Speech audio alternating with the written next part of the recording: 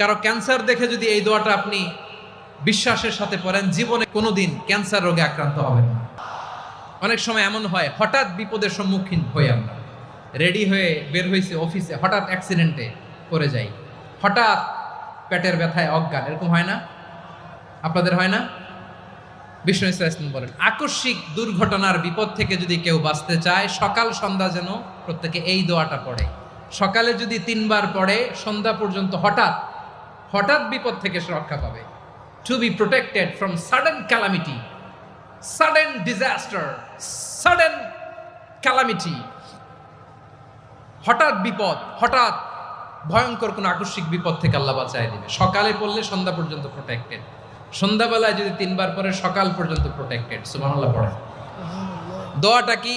দোয়াটা হচ্ছে বিসমিল্লাহিল্লাযী লা ইয়াদুররু মা ইসমিহি শাইউন ফিল আরদি ওয়ালা ফিস সামা।